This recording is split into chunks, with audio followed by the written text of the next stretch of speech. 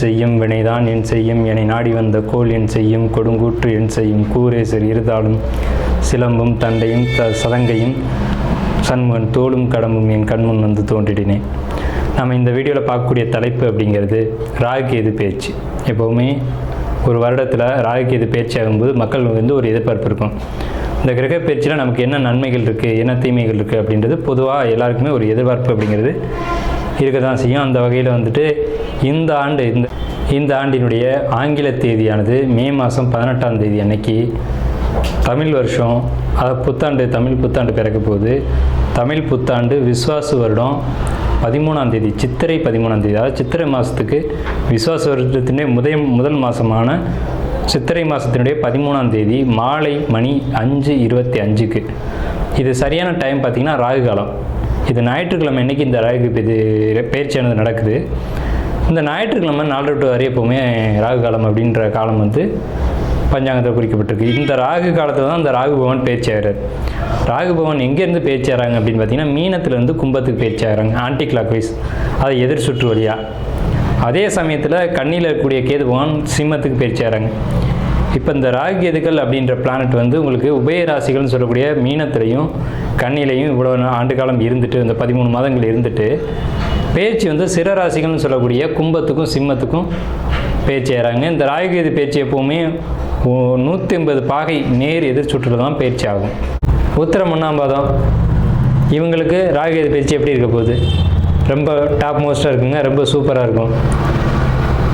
இதுக்கு மேலே வருமானம் நல்லபடியாக இன்க்ரீஸ் ஆகும், பெரிய வருமானம் இன்க்ரிமெண்ட் அப்படிங்கிறது இருக்கும். தொழில் பண்ணக்கூடியவங்களுக்கு பிரம்மாண்ட ஒரு லாபம் அப்படிங்கிறது கிடைக்கும். தொழில் வளர்ச்சி நிச்சயம் உண்டு. புதிய தொழில்கள் தொடங்குறதை மட்டும் யோசிச்சு செய்யலாம், புதிய பிரான்ச்சஸ் போகிறத மட்டும் யோசிச்சு செய்யலாம். தொழிலாக டெவலப் பண்ணுவீங்க, இருக்கிற தொழிலை டெவலப் பண்ணலாம். அதில் ஆடம்பரமான செலவுகளை மட்டும் குறைச்சிக்கோங்க. ஏன்னா சனி பகவான் 2ஆம் இடத்தை பார்க்குறாங்க. ஆடம்பரமான செலவுகள் வேண்டாம். தேவையான ஒரு அத்தியாவசியமான விஷயங்களை மட்டும் பண்ணிக்கோங்க. தொழில் வளர்ச்சி உண்டு, வெளியூர் வெளிநாடு பயணங்கள் உண்டு, அந்த பயணங்களை ஏற்படுத்திக்கோங்க. 8ஆம் இடத்து சனி உங்களை எந்த வகையிலும் பாதிக்காது. வருமானம் உயர்வு தரும். பொறுமை நிதானம் கண்டிப்பாக வேண்டும். 2025 ராகுகேது பேச்சு பலன்கள். நாம் இந்த வீடியோவில் பார்க்கக்கூடிய தலைப்பு அப்படிங்கிறது 2025 ராகுகேது பேச்சு பலன்கள். சரியான தமிழ் விஸ்வாச வருஷம் சித்திரை மாதம் 13ஆம் தேதி அன்னைக்கு மாலை நேரம் 5:25க்கு சரியான ராகு காலத்தில் இந்த சிம்ம ராசிக்கு ராகு கேது பயிற்சி அப்படிங்கிறது நடைபெறுது. சிம்ம ராசிக்கு ராசி மேலே சந்திரன் மேலேயே கேது வந்து அமர்றாங்க. நேர் 7ஆம் இடத்துல ராகு வந்து அமர்றாங்க. இது நாள் வரைக்கும் 8ஆம் இடத்துல இருந்த ராகு 7ஆம் இடத்துக்கும், இது நாள் வரைக்கும் 2ஆம் இடத்துல இருந்த கேது ராசிக்கும் பயிற்சியாகி வரக்கூடிய இந்த பயிற்சி உங்களுக்கு என்ன மாதிரியான பலன்களை கொடுக்க இருக்குது அப்படிங்கிறத நம்ம இந்த வீடியோவில் தெளிவாக விரிவாக பார்க்குறோம். தயவு செஞ்சு நம்ம சேனலை ஸ்கிப் பண்ணாமல் முழுமையாக பாருங்கள். அப்போ தான் நம்ம என்ன சொல்ல வரோம் அப்படிங்கிறது தெரியும். ஸோ தங்களுடைய பொன்னான நேரத்தை ஒதுக்கி இந்த வீடியோ முழுமையாக பார்க்கும்படி கேட்டுக்கிறோம். நம்மளுடைய சேனலில் ஆன்மீகம், ஜோதிடம், வாஸ்து, பரிகாரங்கள் போன்ற வீடியோக்கள் தொடர்ந்து வரும். அதையும் பார்த்து பயன்பெறுமாறு அப்படின்னு கேட்டுக்கிறேன். இப்போ வந்து இந்த ராகுகேது பயிற்சி பலன்கள் எப்படி இருக்குது அப்படிங்கிறத நம்ம பார்ப்போம். ராசி மேலே கேது, சந்திரன் மேலே கேது, 7ஆம் இடத்து ராகு, ராசிக்கு 8ஆம் இடத்து சனி, ராசிக்கு 11ஆம் இடத்து குரு. இந்த அமைப்பு இதை வச்சு தான் நம்ம பலன் சொல்கிறோம். ஸோ இந்த பலன்கள் அப்படிங்கிறது 2ஆம் இடத்துல இருந்த கேது வருமான தடைகளை கொடுத்திருக்கும், இனி கொடுக்காது. இனி வருமானத்துக்கு வழிவகைகள் உண்டு. அது என்ன வகையில் அப்படின்னு கேட்டிங்க அப்படின்னா, கடுமையான உழைப்பின் மூலமாக வருமானம் உண்டு. சிம்ம ராசிக்கு இனி கடுமையாக உழைக்க ஆரம்பிச்சிருங்க, உழைக்க போகிறீங்க, இதனால் வருமானம் உண்டு அப்படிங்கிறத நம்ம சொல்கிறோம். முக்கியமான விஷயம் என்னென்னு கேட்டிங்கன்னா, ஆன்மீகம் சார்ந்த ஆர்வங்கள் உங்களுக்கு அதிகரிக்கும். ஏன்னா சந்திரன்னா மனசு, கேதுன்னா ஆன்மீகம். அப்போ ஆன்மீக விஷயங்களை தேடி மனம் பயணிக்கும். பயணிக்கிறதுல தவறில்லை. அப்படி பயணித்தா மட்டும்தான், கிரகத்தின் வழியில் போனால் மட்டும்தான் நம்மளுடைய வாழ்க்கை அப்படிங்கிறது ரொம்ப சிறப்பாக இருக்கும். இப்போ நீங்கள் ஆஃபீஸில் ஒர்க் பண்ணிட்டுருக்கீங்க அப்படின்னா தலைமை பொறுப்பு ஒன்று உங்களை தேடி வரும். அது வேணான்னு சொல்ல வேணாம், நீங்கள் எடுத்துக்கோங்க. ஆனால் தலைமை பொறுப்புக்கு போகும்போது அதுக்குண்டான தன்மையில் நீங்கள் எடுத்துக்கணும்.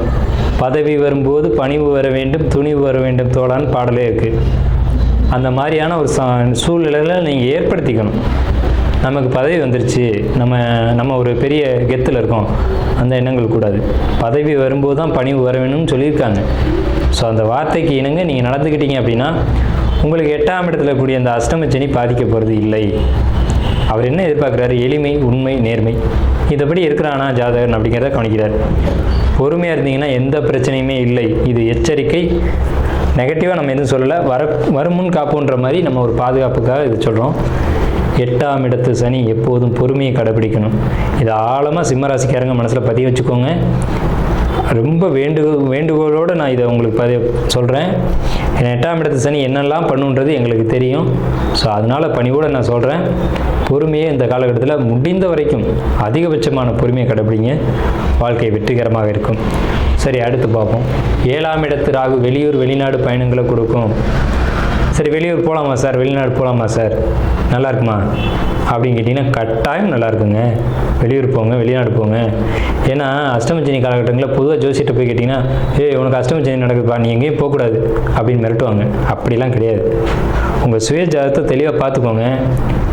அந்த உங்களுக்கு 7ஆம் இடத்தை குரு 9ஆம் பார்வையை பார்க்குறாரு. அதை பார்க்கணும். அதெல்லாம் பார்க்க மாட்டாங்க. பொதுவாக அஷ்டமச்சனி நடக்குது, எங்கேயும் போகாத, எதுவும் பண்ணாத, வீட்டில் சும்மா படுத்துக்கடை அப்படிம்பாங்க. அதெல்லாம் தவறு. அப்படிலாம் சொல்லக்கூடாது. உங்களுக்கு 9ஆம் பார்வையாக குரு உங்களுடைய 7ஆம் இடத்தை பார்க்குறது வெளியூர் வெளிநாடு பயணத்தை கொடுக்குறாரு. 7ஆம் இடம்ன்றது வெளிநாடு பயணம், வெளியூர் பயணம். இதை கொடுத்து உங்களுக்கு வருமானத்தை கொடுக்க குரு பகவான் காத்துட்ருக்காரு. அந்த வாய்ப்பை பயன்படுத்திக்கோங்க தயவு செஞ்சு. எங்களை மாதிரி ஜோசியர்களை அணுகி இதை கேட்டு இது சரியா இது தவறா அப்படிங்கிறத புரிஞ்சுக்கிட்டு நீங்கள் நடந்துக்கிட்டீங்க அப்படின்னா உங்கள் வாழ்க்கை சிறப்பாக இருக்கும். வெளிநாடு வேணாம் அப்படின்னு சொல்கிறவங்கள நீங்கள் ஒரு காலம் நம்பாதீங்க. அப்படிலாம் கான்செப்ட் கிடையாது. ஜோதிடத்தில் எண்ணற்ற விஷயங்கள் இருக்குது. ரொம்ப தெளிவாக பார்க்கணும். அதே மாதிரி உங்களுக்கு சுப விரய செலவுகள் அப்படிங்கிறது நிச்சயம் உண்டு. சுப விரயங்களை நீங்களே ஏற்படுத்திக்கோங்க. நான் அழுத்தி சொல்கிறேன், சுப விரயங்களை ஏற்படுத்திக்கோங்க. விரயம் வரக்கூடிய காலகட்டம். வீண் விரயங்களை தவிர்த்துக்கிட்டு சுப விரயங்களை எடுத்துக்கோங்க. உங்கள் ராசிக்கு 11ஆம் இடத்து குரு. 11ஆம் இடம்ன்றது லாபஸ்தானம், குருன்றது மங்களகாரகன். அவர் உங்கள் ராசிக்கு 3ஆம் இடத்தை, உங்கள் ராசிக்கு 5ஆம் இடத்தை, உங்கள் ராசிக்கு 7ஆம் இடத்தை ஒரு சேர பார்க்குறாரு. 3, 5, 7 இடங்களை பார்க்கும்போது சுப விரயங்களை ஏற்படுத்தணும். 3ன்றது முயற்சி, 5ன்றது மனசு, 7ன்றது திருமணம் போன்ற சுப காரியங்கள். அப்போ இதில் ஒன்று நீங்கள் எடுத்துக்கணும் அப்படின்னு இறைவன் உங்களுக்கு கட்டளையிடுறார். ஸோ இதில் நீங்கள் எதை செய்யலாம் அப்படிங்கிறத நீங்களே முடிவெடுங்க. ஆனால் இந்த காலகட்டங்கள் நம்ம முதல்ல ஆரம்பிக்கும் போது சொன்னேன், சந்திரன் மேலே கேதுன்ற குழப்பக்காரகன் ஏறியாச்சு. ஸோ அவர் குழப்பத்தையும் ஆன்மீகத்தையும் ஒரு தெளிவையும் கண்டிப்பாக கொடுப்பார். அந்த தெளிவை ஏற்படுத்திக்கோங்க. ஆன்மீகவாதிகளாக இருந்தால் உங்களுக்குமே கூட நான் சொல்கிறேன், தலைமை பொறுப்புகள், தலைமை பதவிகள் கண்டிப்பாக தேடி வரும். அதை பயன்படுத்திக்கோங்க. ஆனால் பொறுமையை கடைபிடிங்க. எந்த ஒரு இடத்துலையும் பொறுமை தவறிட வேணாம். இது சனி பகவானுடைய ஒரு அமைப்பு. உங்கள் ராசிக்கு 2ஆம் இடத்தை சனி பகவான் தன்னுடைய 7ஆம் பார்வை வழியாக பார்க்குறாங்க. இது என்னன்னு கேட்டிங்கன்னா, உங்கள் வார்த்தைகள் எப்போவுமே எதிர்மறையாக போயிடக்கூடாது. எதிர்மறையான சிந்தனைகள் இருந்தாலும் எதிர்மறையான வார்த்தைகள் இருக்க வேண்டாம். வீடு வாகனம் சொத்து பொறுத்த வரைக்கும் அதில் இருக்க வில்லங்குகள் பிரச்சனைகள் தீரும். இந்த காலகட்டம் பார்த்தீங்க அப்படின்னா உங்கள் மனசுக்குள்ளே ஒரு மன அழுத்தம் கூடி போகும். அந்த மன அழுத்தம் தான் உங்களுக்கு வார்த்தைகளை எதிர்மறையாக கொடுக்கும். அந்த எதிர்மறையான வார்த்தைகள் மட்டும் இருக்க வேண்டவே வேண்டாம். பாசிட்டிவான விஷயங்களை பேசுங்க. நடக்கும், நல்லது, சுபம், அந்த மாதிரி வார்த்தைகளை பேசுங்க. நடக்காது, தேராது, விளங்காது, இந்த மாதிரியான எதிர்மறையான சொற்களை நீங்கள் உச்சரிக்கவே கூடாது. இந்த காலகட்டத்தில் 2ஆம் இடத்தை சனி பார்க்கக்கூடிய இந்த காலகட்டத்தில் ராகுகேது பேச்சு உங்களுக்கு அமோகமான நல்ல பலன்களை செய்து. ஏன்னா 7ஆம் இடத்து ராகு கேந்திரஸ்தானத்தில் 2 கேந்திரங்களையும் 2 ராகு கேதுக்கள் அமர்றது அப்படிங்கிறது பெரிய விசேஷமான காலகட்டம் வந்திருக்கு. திருமணம், குடும்பம், குழந்தை, மாணவர்களை பொறுத்தவரைக்கும் படிப்பு ரொம்ப அற்புதமாக இருக்கும். ஏன்னா 5ஆம் இடத்தை குரு பார்க்குறார் தன்னுடைய 7ஆம் பார்வை வழியாக. மாணவர்களுக்கு படிப்பில் எந்த ஒரு தடையும் வராது. இருந்தாலும் 8ஆம் இடத்து சனி, அங்கே கவனமாக இருக்கணும் அப்படின்ற ஒரு அமைப்பும் கூடுதலாக இருக்குது. கொஞ்சம் ஊன்றி படிக்கணும் அப்படின்ற ஒரு அமைப்பு இருக்குது. கொஞ்சம் கவனமாக படிங்க மாணவர்கள். 10th +2 படிக்கக்கூடிய மாணவர்கள் ரொம்ப கவனமாக படிக்கணும். நீட் எக்ஸாம் எழுதக்கூடியவங்க கவனமாக படிக்கணும். ஷேர் மார்க்கெட்டை பொறுத்த வரைக்கும் நல்ல அபரிவிதமான லாபம் சிம்மராசிக்கு நிச்சயமாக கிடைக்கும். ஷேர் மார்க்கெட்டில் போடுங்க, நல்ல லாபம் கிடைக்கும். ஸோ எல்லா வகையிலுமே நேர்மையான வருமானத்தை மட்டும் தேடுங்க. குறுக்கு வழியில் சம்பாதிக்கணும் அப்படின்ற எண்ணங்கள் இந்த காலகட்டத்தில் உங்களுக்கு இருக்கக்கூடாது. எண்ணத்தினால சொல்கிறோம்னா 2ஆம் இடத்தை சனி பகவான் பார்க்குறாரு. சனி நேர்மைக்கானவர். வருமானம் வரும் வழியை அவர் சோதித்து பார்ப்பார், கொடுத்து பார்ப்பார். இவன் சரியாக இருக்கானா இல்லையான்னு பார்ப்பார். ஏற்றுக்கிறீங்க அப்படின்னா டபக்குன்னு உருவிட்டு போயிடுவார், தன்னுடைய சுயரூபத்தை காட்டி விடுறாங்க. ஸோ அதனால் நேர்மையான வழியில் வரக்கூடிய வருமானத்தை மட்டும் எதிர்பாருங்க. இதுக்கு மேலே உங்களுக்கு வருமான தடைகள் இருக்காது. வருமானம் பெருகும், வளர்ச்சிகள் கூடும், பொருளாதார நிலைகள் உயர்வை அடையும். அப்படிங்கிறது தான் சிம்ம ராசிக்கு உண்டான ராகு கேது பயிற்சி பலன்கள்.